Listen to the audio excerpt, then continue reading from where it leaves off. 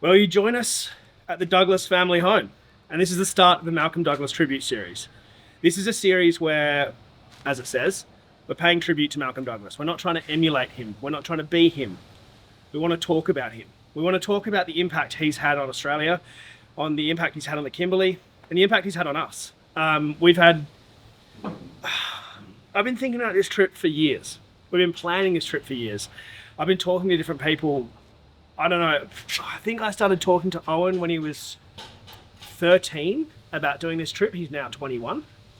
Owen is Malcolm's grandson, by the way. So we're here at the family home. We're cleaning out Malcolm's boat. We're wiring up a winch. We're fixing a flat battery. I'm standing next to Malcolm's wall of props that he cooked in order from most cooked to least cooked. And it's very surreal. Propellers can be badly damaged, so plenty of spares should always be carried. I'm really hoping that this kind of gives you a bit of an insight into behind the scenes, behind the camera for Malcolm and his family, and hopefully give you a bit more of an insight of the impact he's had on everything.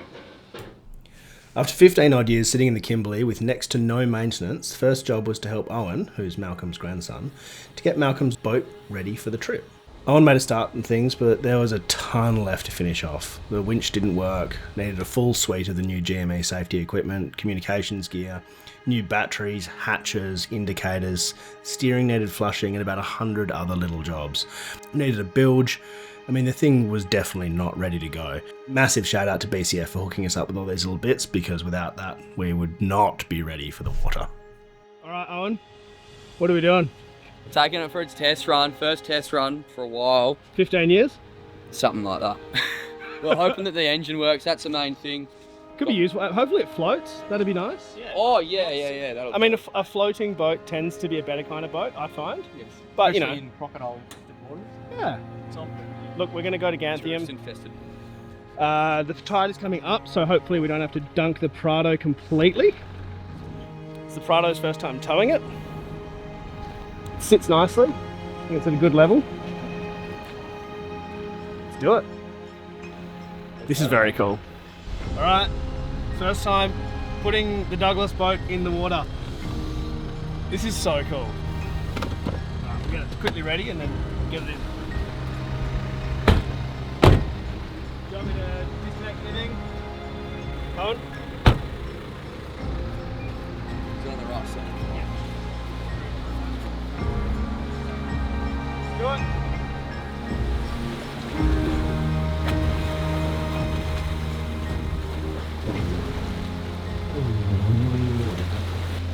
I'm very glad I've got my underbody coated, because this is a bit gross.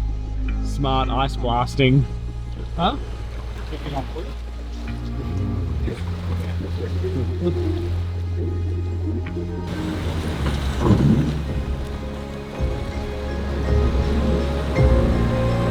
Woo!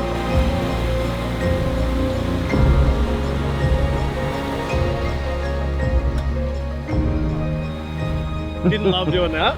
I'll give it a really good clean out and should be right. But it's what you got to do in this sort of situation where we've just got to get this thing in the water. So it looks like it's floating. Floating? Well, I mean, the engine works. We know it's got fuel. We put fuel in it. So far, so good. Stop pumping water with back to kick. Yeah.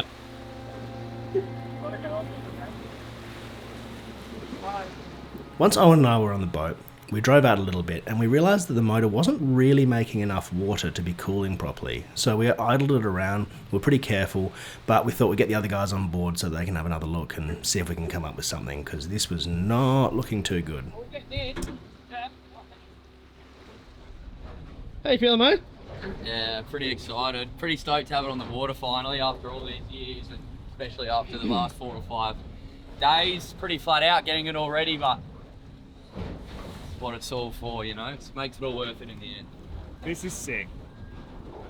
We put that circuit breaker in as well, and so hopefully It's just sitting there, but we got to redo it. Yeah, we'll do it after. Yeah. No worries. Yeah. this is the man who's been wiring it. I've been doing absolutely nothing. Me too. Between us, we half fixed a winch, and then he did a very good job vacuuming. Drank a couple of beers. Yeah, beers. Drank a few beers, went to Coles. Yeah, successful day. I don't know. I'll add value later. I launched it. I got my car in salt water. Probably 5 minutes in. And it's overheating. 5 minutes? Thermostat. Generous 5 minutes. 30 seconds full power. 30 seconds at full power. Overheated. It is spitting water.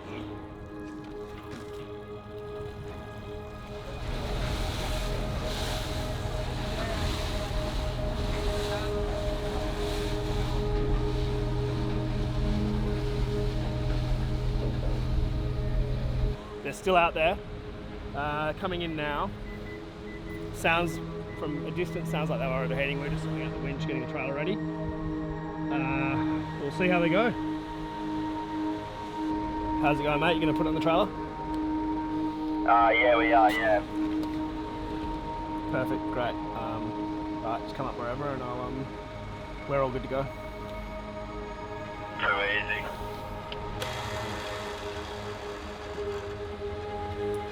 Yep.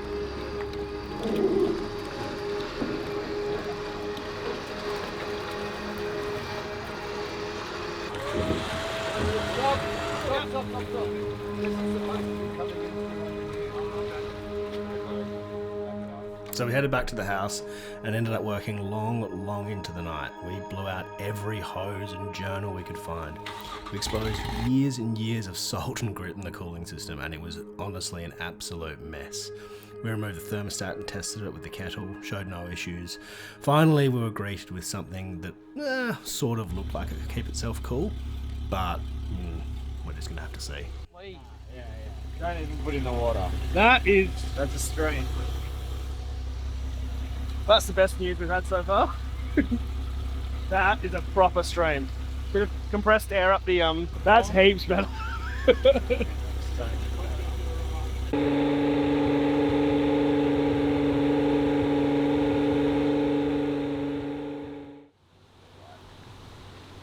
we got up at 10 to 6 and sun's nearly up.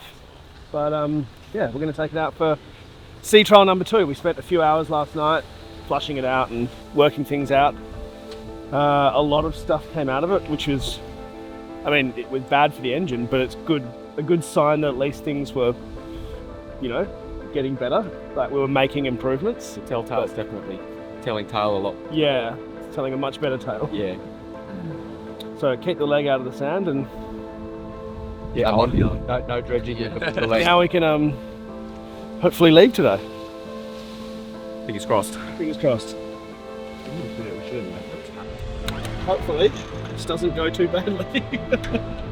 Quite nice here, actually. It's just not a very steep beach. Sketchy beach launch, which Malcolm would approve of, I think. Beautiful. Spin it around.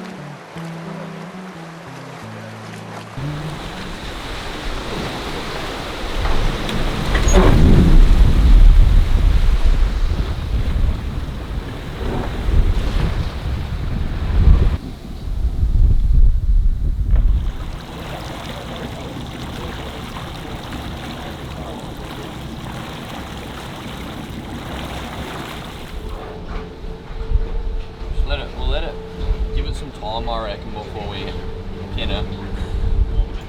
So we finally gave it the berries, and we were so stoked with how it went. Until... Over 10? It was still pissing out water just before it did that. Look, Less. less. More blockage, you reckon? It was still pissing out just before we less than it was. So we spent the morning running it up and down the coast repeatedly for hours. We became somewhat confident that we could definitely drive it without it dying, but certainly no full throttle, and it was going to be a bit of a challenge when we got there. But look, let's be honest, it wouldn't be a Malcolm Douglas trip without some sort of danger. We do have a GME EPIRB, we do have all the safety equipment, we do have satellite. Let's just bloody do it. We just want to get out there.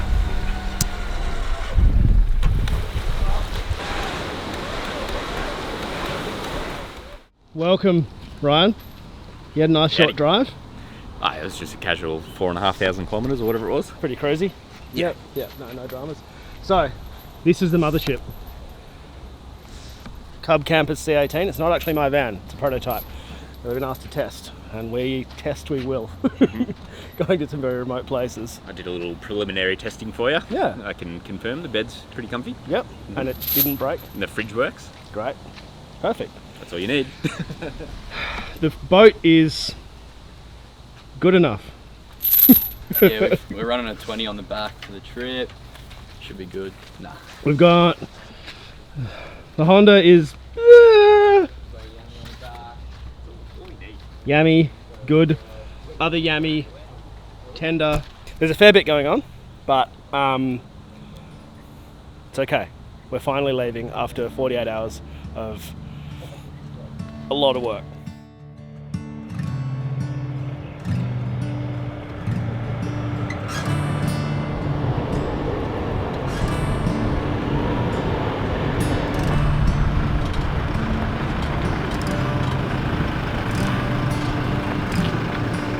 Let's rock and roll! Yeah. Is that slow motion?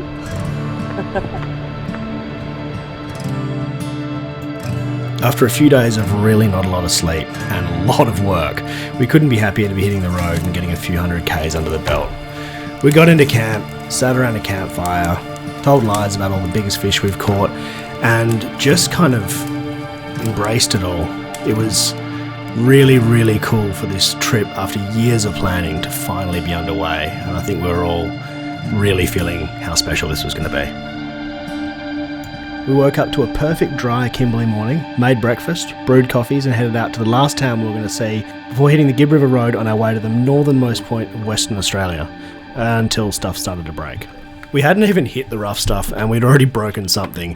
So the winch box on the front, the bolts had already started to come out. So we grabbed some of the little tie gear stretchy straps and they sorted us out. And that was certainly not the last time we were going to use those. We're only about 50 k's out of Derby, so we pulled in. And then from Derby, the thing was we had about a 9-hour punch to Drysdale River Station, in theory. Let's see how that goes. We are not overly hopeful. But first things first, fuel.